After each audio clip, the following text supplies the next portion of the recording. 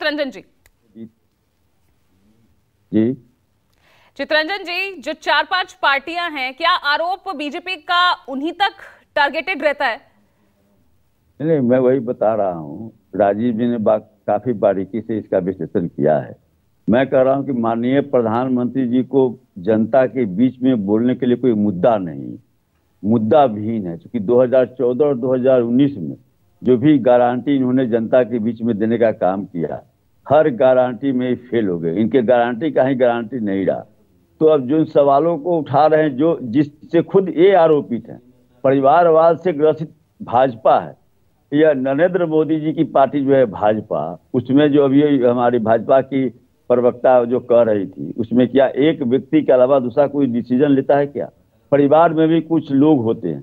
यहाँ पर तो बस वन मैन शो है।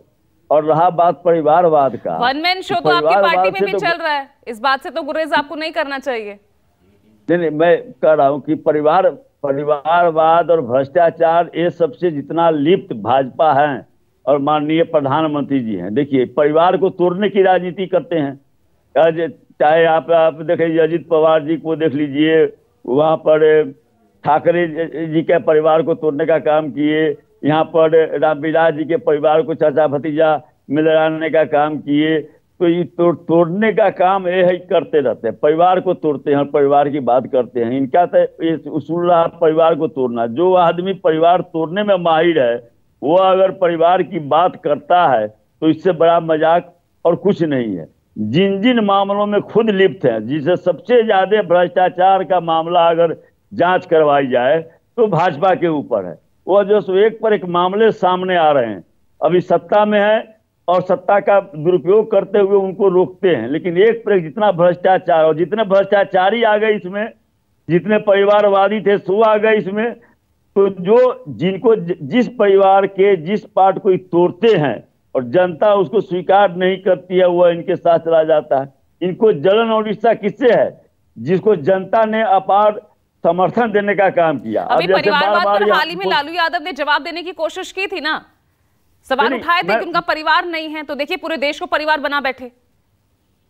परिवार को तोड़ने वाले परिवार क्या बनाएंगे?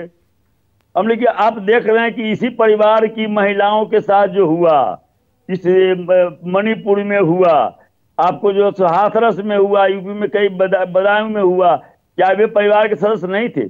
तो ये परिवार को क्या समझने गई? तो परिवार को तोड़ने वाले हैं।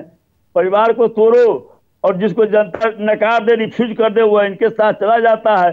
और जिस परिवार को जनता स्वीकार करती है, उससे इनको ईर्ष्या है।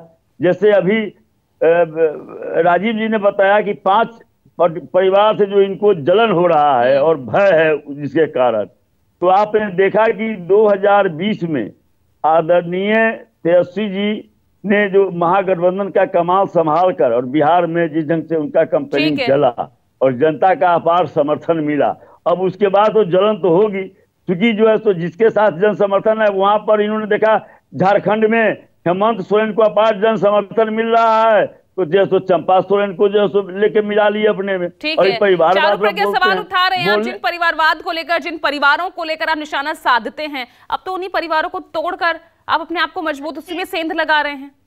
आरजेडी के प्रवक्ता इतने सीनियर हैं, उम्र में मुझसे बड़े हैं, लेकिन मुझे ऐसा लगता है कि इनको बेसिक बात नहीं समझ में आ रही। ये आप जोर जबरदस्ती करके किसी को पकड़ के रखेंगे क्या? देखो, मैं बार बार आपको एक बात बताती हूँ, इस देश में एक पॉजिटिव एजेंडा चल रहा है राजनीति को लेकर। बहुत सारे लोग हैं जो पहले कभी राजनीति का हिस्सा नहीं बनना चाहते थे, आज इसीलिए बन गए क्योंकि प्रधानमंत्री मोदी जी इस देश को लीड कर रहे हैं। अब ऐसे लगता है कि पॉजिटिव एजेंडा रखने वाले लोग कॉन्ट्रीब्यूट कर सकते हैं नेशन बिल्डिंग में, और ये फर्क है पहले की राजनीति और आज की राजनीति में। आप इतने अच्छे हैं, इतने सच्चे हैं, लोगों का इतना भला करते हैं, तो चुनाव क्यों आते हैं? चारू जी, जो आपके साथ नहीं तो उन्हें तोड़कर अब राजनीति हो रही है, छोड़ के क्यों जाना चाहते हैं? ये देखो, दो बहुत अलग अलग बातें हैं।